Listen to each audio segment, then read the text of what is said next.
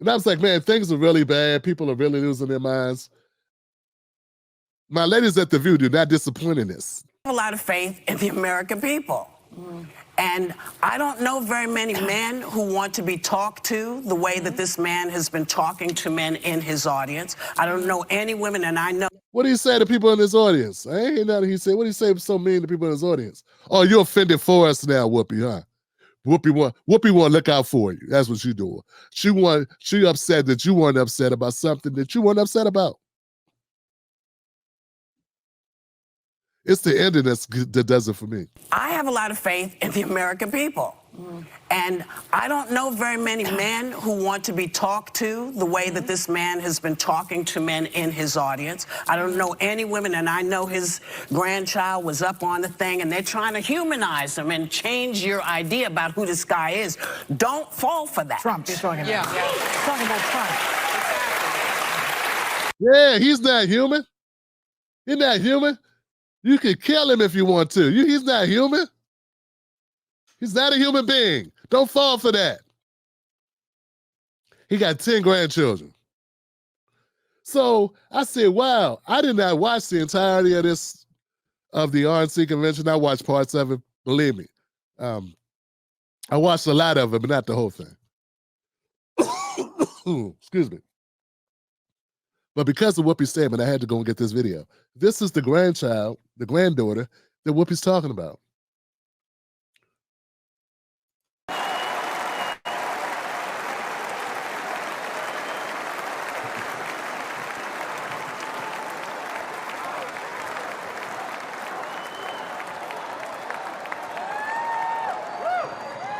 Hi, everyone.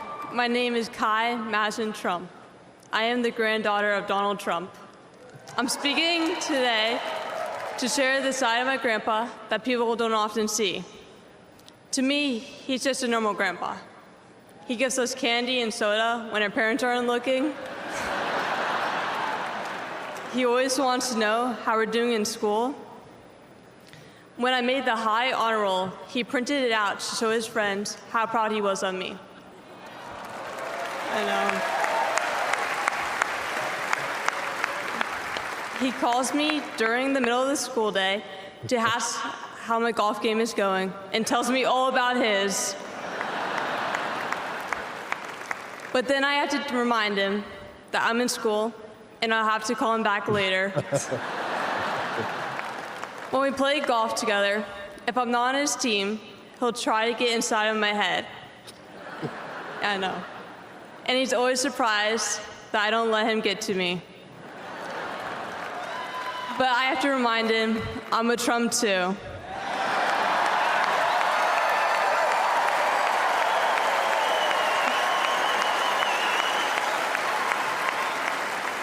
Even when he's going through all these court cases, he always asks me how I'm doing. He always encourages me to push myself to be the most successful person I can be. Obviously, he sets the bar pretty high, but who knows, maybe one day I'll catch him. On Saturday, I was shocked when I heard that he has been shot, and I just wanted to know if he was okay. It was heartbreaking that someone would do that to another person. A lot of people have put my grandpa through hell, and he's still standing.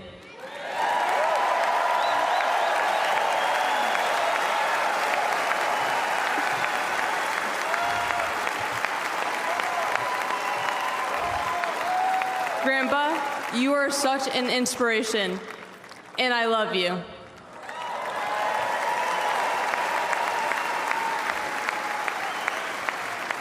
The media makes my grandpa seem like a different person, but I know him for who he is. He's very caring and loving. He truly wants the best for this country, and he will fight every single day to make America great again. Thank you very much.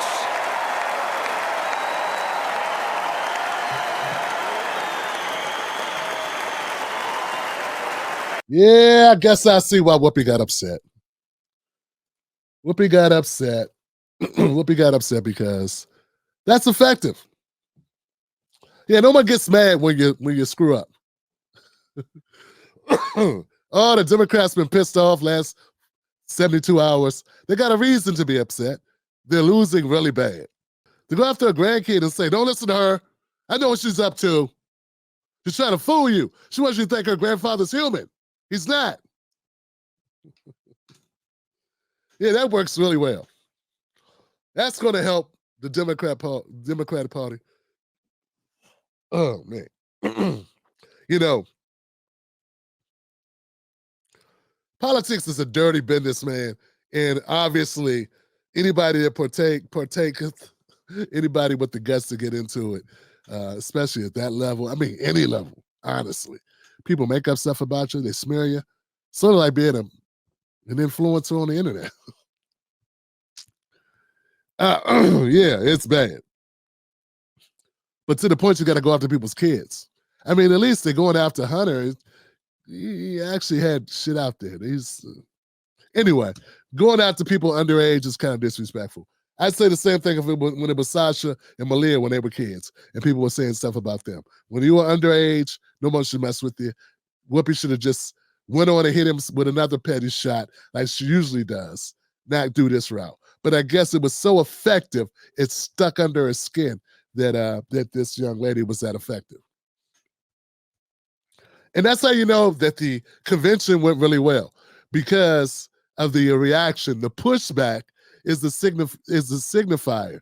It illustrates how well things went. Like I said, if the RNC, if the GOP did a horrible job, the message is messed up and muddled and pointless and, whack or whatever, it would not be something they will be still dumping on. But what are you going to do? It was good. It was a good convention for them and for the people they're trying to reach. And for people that are paying attention because of the recent assassination attempt, who may have watched it, who were kind of on the fence.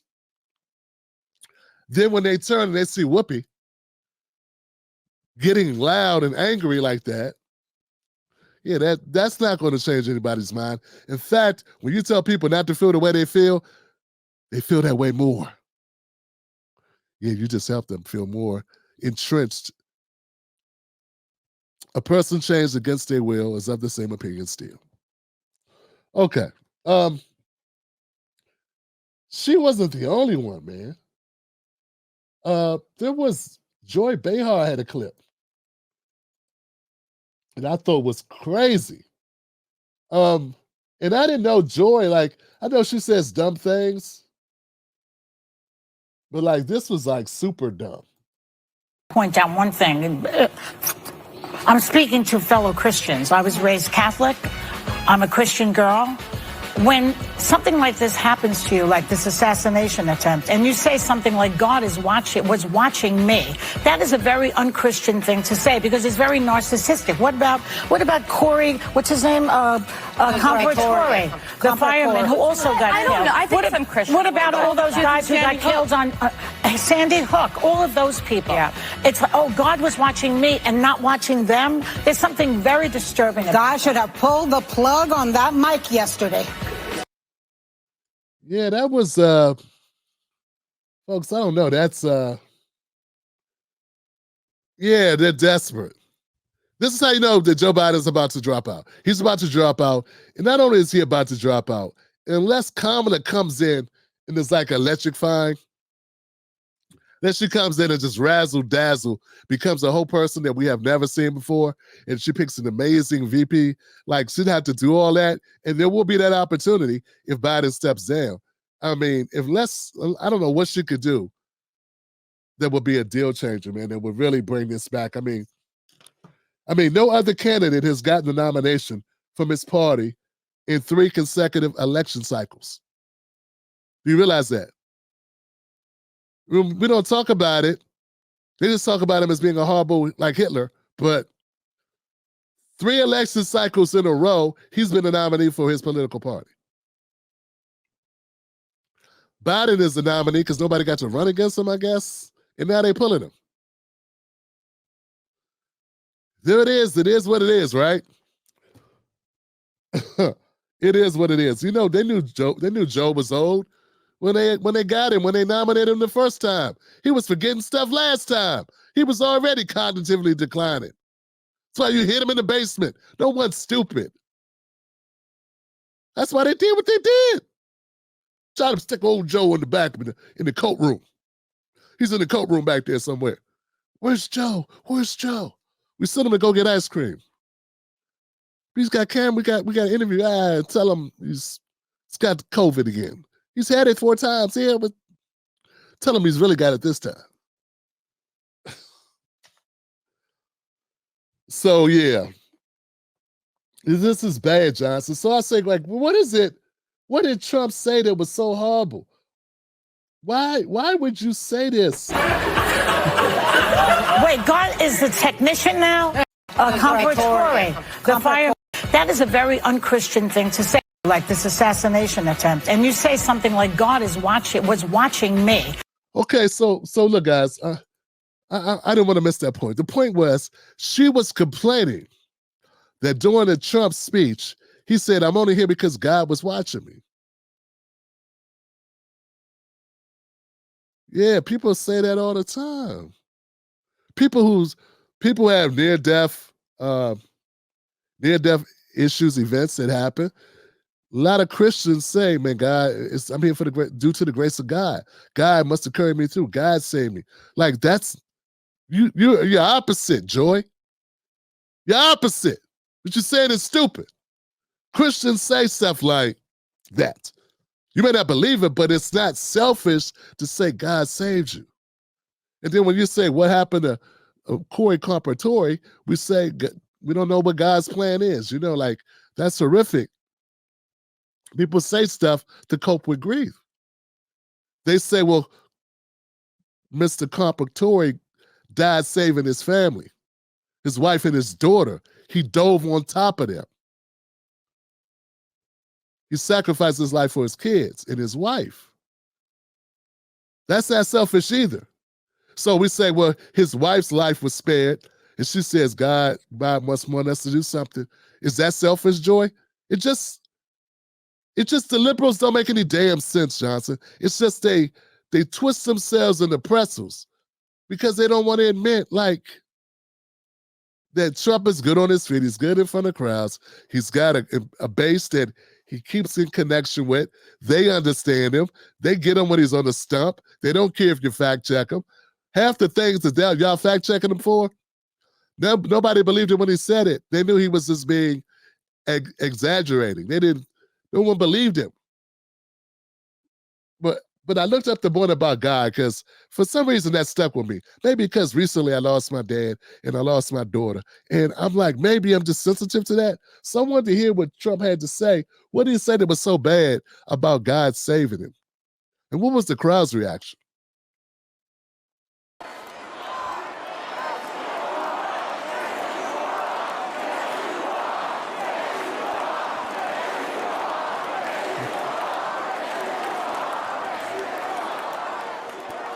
Thank you. But I'm not. And I'll tell you, I stand before you in this arena only by the grace of Almighty God.